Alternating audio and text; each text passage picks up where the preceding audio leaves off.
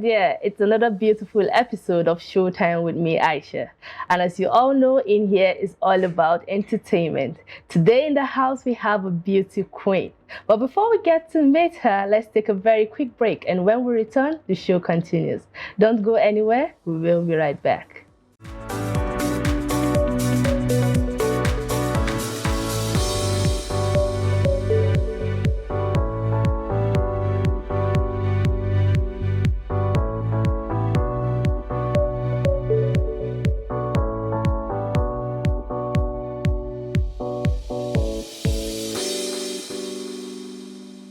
Welcome back. Before we went for our very quick break, I told you that we have a beauty queen in the house. Yes, today we have Queen Jody Frank. You're welcome on the show, Queen. Hello, Aisha. Thank you so much for having me. It's good to have you here. Same here. Okay. Can you tell us about your journey? Okay, my journey so far have been smooth, but a lot of people would say it's not been easy. But for me, it's something I've been used to, you know, over and over again, something that you're used to doing, so it will not be hard to you anymore. So like growing up as a little girl, I'll always put on my mother's shoes, her high heels. I can remember I was just just about 2 years old, I guess. I should be around 4 anyway. And then, because my mother used to tell me that growing up, I'll put on her shoes, I'll do my catwalk in the room, her oversized shoes, you know, so it was really funny. But then, so it just started from that little age. Then growing up in a high school, so from my kindergarten, I already contested and then I won. Okay. And then I got to my high school, and from my high school and then up to my college days. So I've always been a beauty queen. So I just say growing up as a child. And then aside being a queen, I've always been a little princess, you know, growing up. I'm from a royal family. So so it's just something that's part of me that I've got royal blood running through my veins. So you know what I mean? That's beautiful. So it's just fun and really nice to be a queen. You know, you get all the attention, you get all, you know, and then you have everyone at your beck and call, and then whatever thing you want just comes to you like that, you know. But then it takes a whole lot. It comes with a lot of responsibilities. You can just be a queen and then just feel relaxed because there's a lot of work to do, a whole lot of work, I must say. So it's not being easy. The journey has been so far not being easy, but eventually we're going to get to our set goals. Like every queen should have a pet project, of which I have my own pet project, and that is take out of school children back to school program for those out of school kids who are not opportune to be in schools. We take them back to school, and I'm planning to do this within the 36 states, you know, of the country, of the federation. So, and with the support of the governors and the first ladies of those states, who should be able to achieve that. So that's beautiful. It's a long project, a big one. It's a big one. So tell us, how did you become Miss African United Nations? Yeah, okay. First of all, I just felt like, okay, after high school and college days, I'm like, okay, I just didn't want to. I went into other things because I have my own foundation called Jacob's Charity International. So, and also I've been with the Red Cross for a while. So, and then that opportunity came and I grabbed it, and I just sort of said, okay. And when I checked it, it's something that wouldn't have to do it. You just have to be beautiful and brilliant, intelligent. So you mustn't, the criteria is not that you have to be skinny. You don't have to be like I don't know, a toothpick or a broomstick. I don't know. Please forgive me. But then, and I saw the opportunity and I took it, I grabbed it. I'm like, okay, I'm signing in for this. Let me do it. Let me give it a shot. And yeah, so over time, I think I did add some weight along the line. I think when at some point, when you grow up, you just kind of look different from what you were looking when you were a baby and when you're growing up as a teenager. So sometimes you could be growing up a little bit skinny, and then later on you just add those extra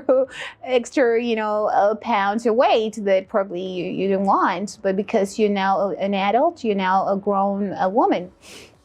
So it has been like that for me. Pageantry has been something I loved so much to do right from my little girl, my childhood days. And all. My mom used to tell us the story how put on her shoes. How sometimes I wear my mom's clothes, and they were like oversized, but somehow it was just fun for everyone. And okay, a lot of young girls believe that getting into the world of pageantry is actually a lot more than what we believe it is. You get? So what can you say about that?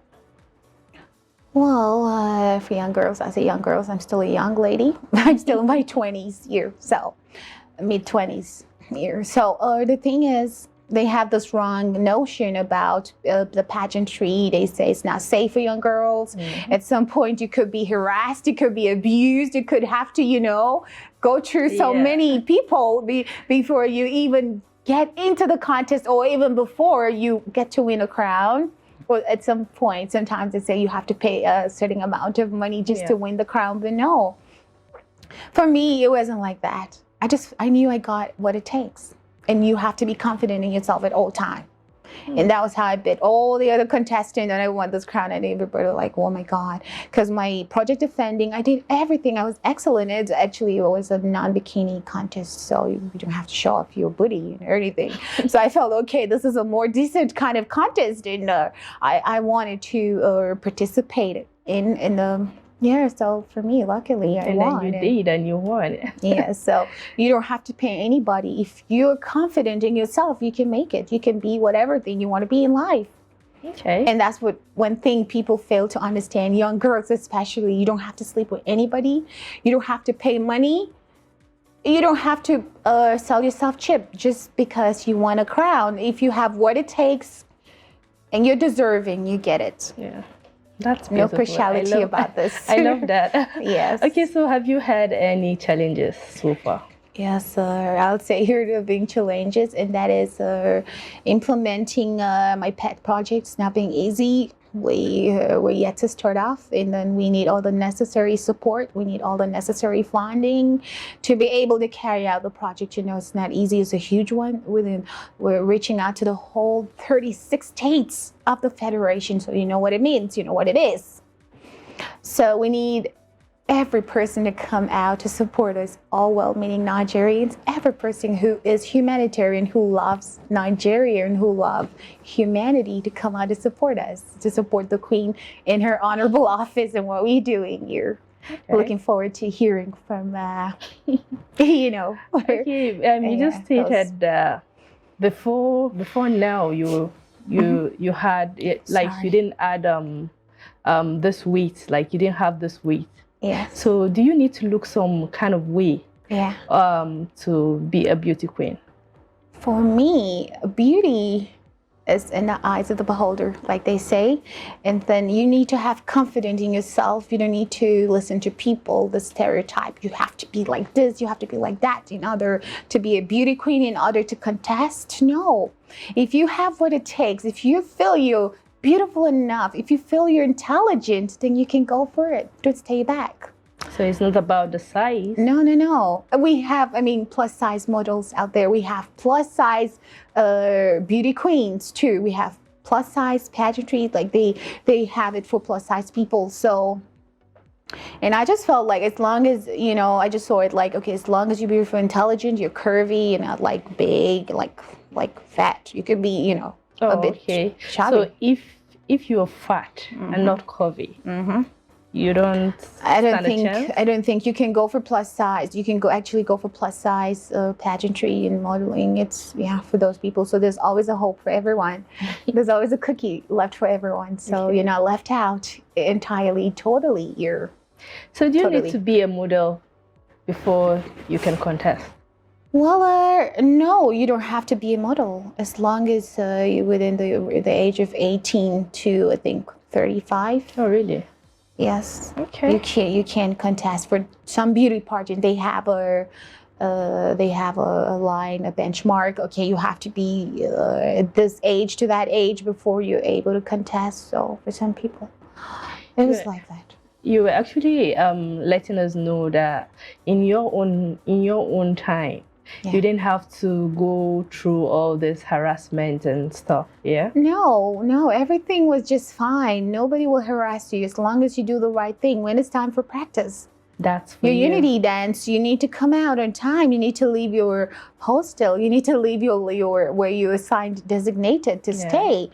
You need to be there on time so that the coach don't shout at you, because we had a very strict coach, and this coach cannot, don't take you can't just do anyhow, and then you be scolded. So tell us about be scolded. Tell us about your stay in the hostel. How was it? Oh wow, it was I would just say, because I was placed with other contestants, and then there was just this attitude, sometimes you keep something, they come take it from you, or sometimes, you just leave your hair comb and like, where's this? Who took it from here? I'm this kind of very organized person. And then I came out one day and saw somebody's dress all over the floor.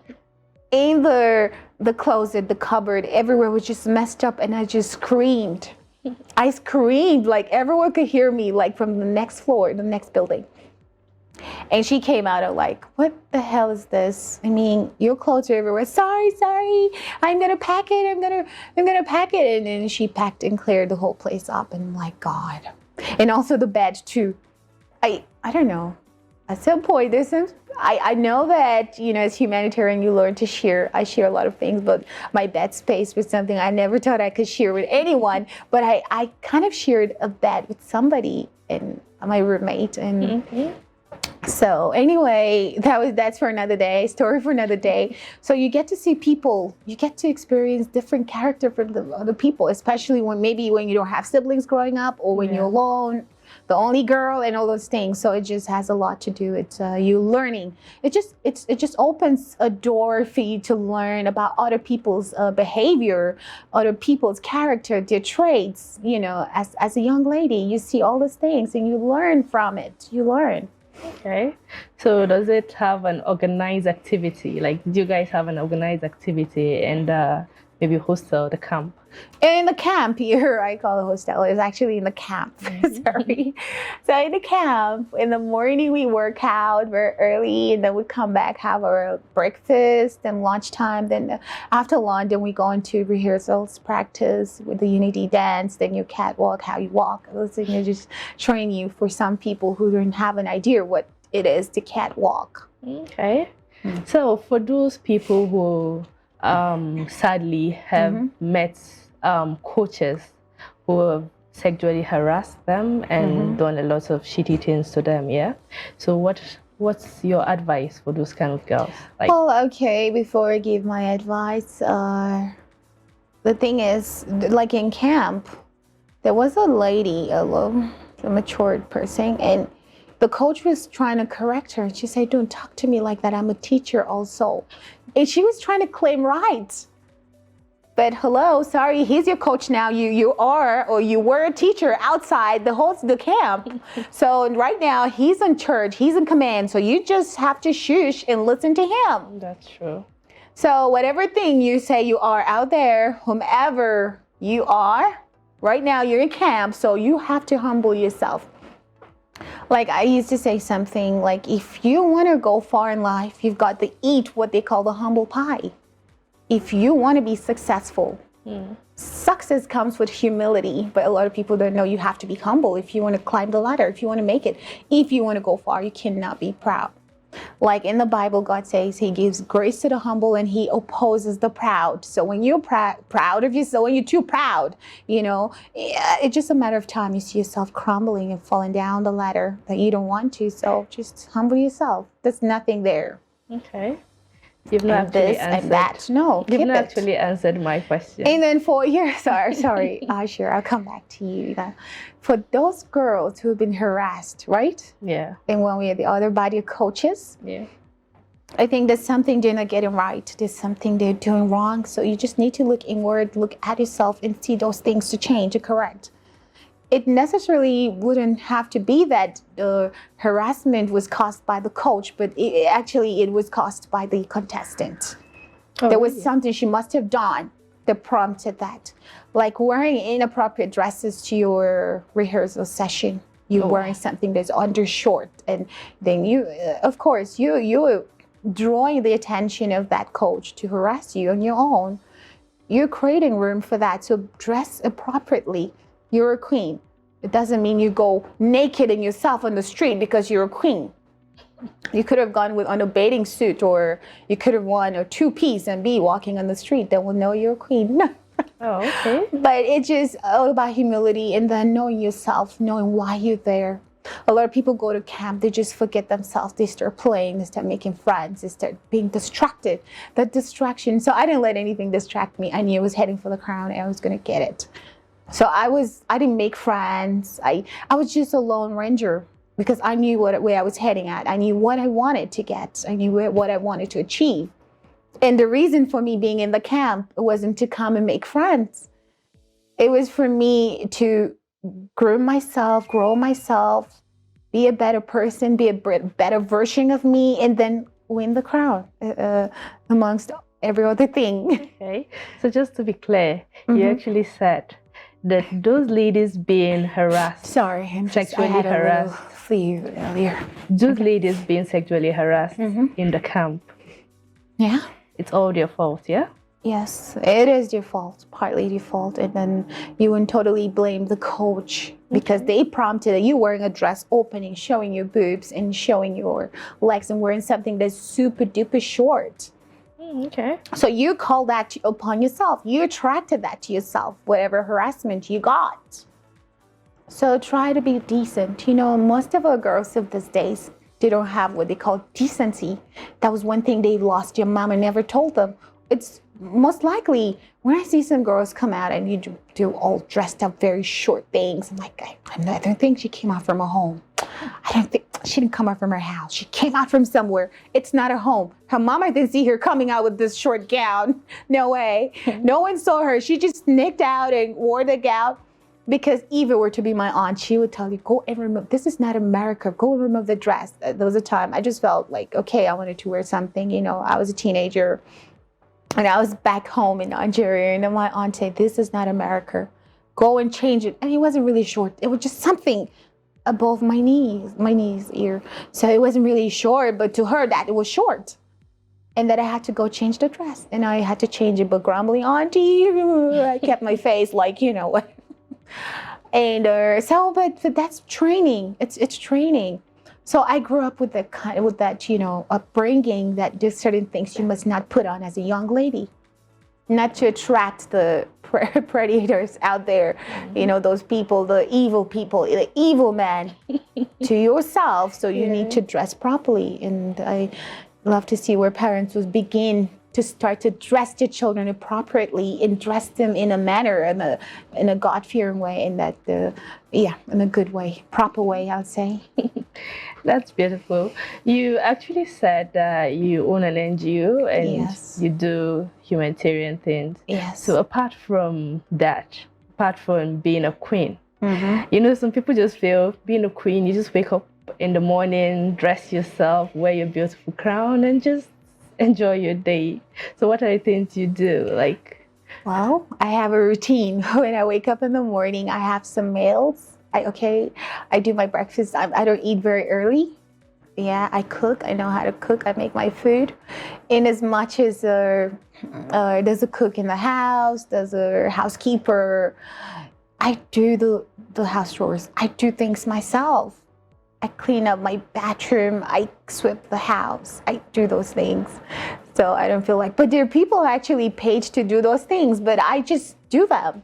Because I feel as a lady, as a woman, you should know how to do the things. What if those people are not there? How do you survive? Yeah.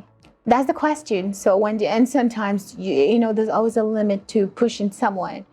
When somebody does something over and over and over again, they get tired. And they'll be like, what about her? Don't she have hands to do this thing? I know they're being paid for it, but then don't overuse somebody. Don't stress them to a point that they don't want to do the job anymore. So do you attend events and do you come out every day with this. This crown is not easy to wear the crown. You know, sometimes you're like, I don't want to shake too much so it doesn't fall off. And you have to be straight. And then as a queen, like you cannot eat outside, no matter how hungry you are. Really? Just lock it up. Yeah, wow, suck it that's up. interesting. The only thing you can take outside as a queen, the only thing you're allowed to take, that is water. That is, if you are very, very thirsty, that you can't hold it anymore. You just take water and sip. You know, take it like, ooh, one hand down. Okay. So it's just something you caution yourself. You're trained for those things. You're trained, and then you just don't do anyhow because you're out there. You don't talk anyhow. You weigh what you say before you say them because you're queen. Because with everything you say, anything you say will be used against you on or before you're right, after you're right. Because you need to be cautious of everything. Anything you're doing should be deliberate. It should be a deliberate action with everything you're doing.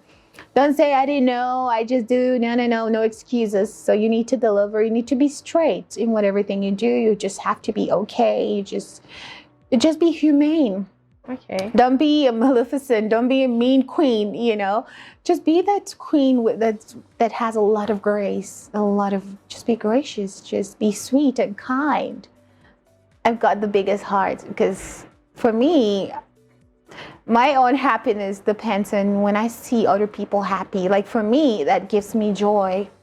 That gives me joy. It's not all about buying designer stuffs, you know, or all about buying the most expensive hairs and all those things. I can wear good hairs, but not crazy amount sum of hairs people are buying. No.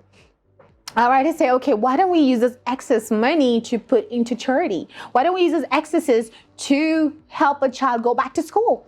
Those out of school children littering, roaming around the street, we can help somebody within the Northeast, in the South, and there it goes, on and on. There are a lot of people that need this help. There are a lot of people that need help. Then, you know, I did my birthday on the 20th of this month. Okay. So I just had a few friends and family came around. And so I didn't have to go to get a venue. So it was done at home. Okay. And I just did it. And it was just wonderful. It was awesome, really. And so, I had fun. You know. So as queen now, what can you tell your upcoming leaders that want to join this pageantry? Like, what's the quick advice you can give to them? Well, the advice I'm going to give to any upcoming lady or girl who wants to contest is be yourself. Don't be somebody else. Don't talk like someone else because you want to get into the contest. You want to win the contest. But be original. Be original. Be yourself, be kind, be smart, be cool.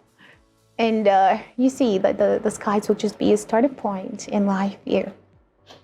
So that's it. Thank you so much, Queen Judy. Oh, thank you so much. It's been an honor having you here today. Oh, same here. We hope you come again next time. Yes, of course. I'd love to be a guest. All right. Thank you.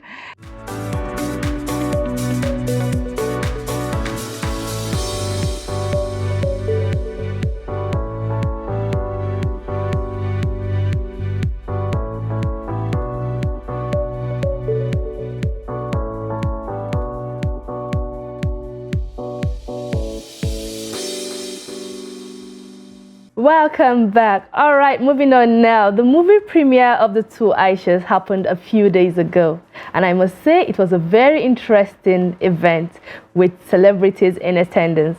Let's take a look. You know, seeing the two of them always reminds me of us when we were younger. This is Aisha and... Please give my love to Aisha's mom. I will. I think we need a vacation. I thought exactly. Something disheartening has actually come to our notice. Allah didn't create us the same way.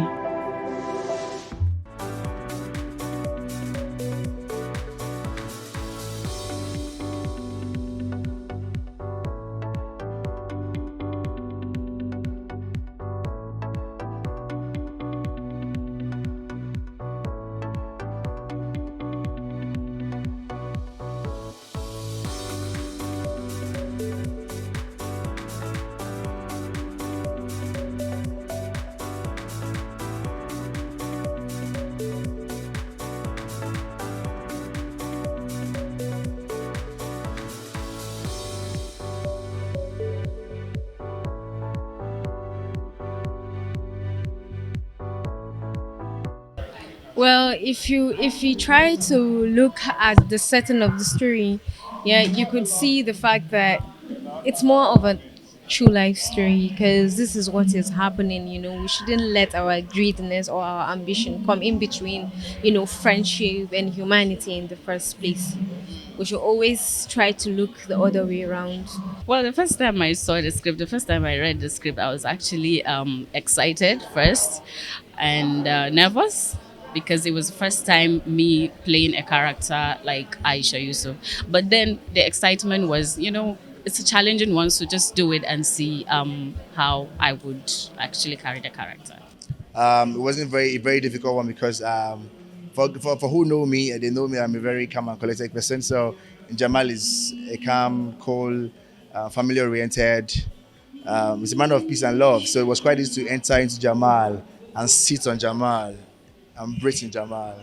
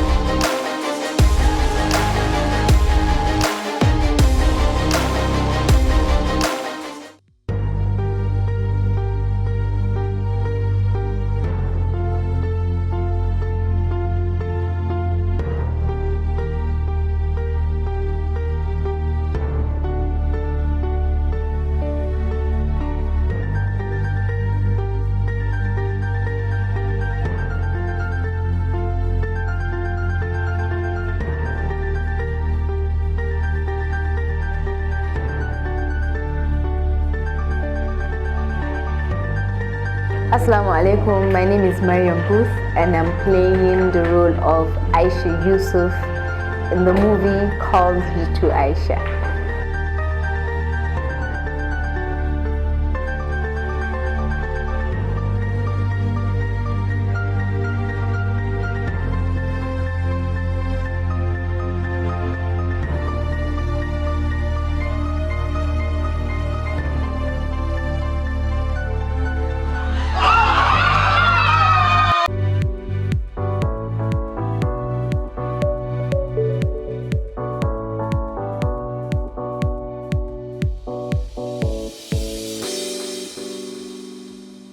This is all we have for you on today's episode of Showtime. Join us same time next week for a more beautiful episode. Until next time, it's bye for now.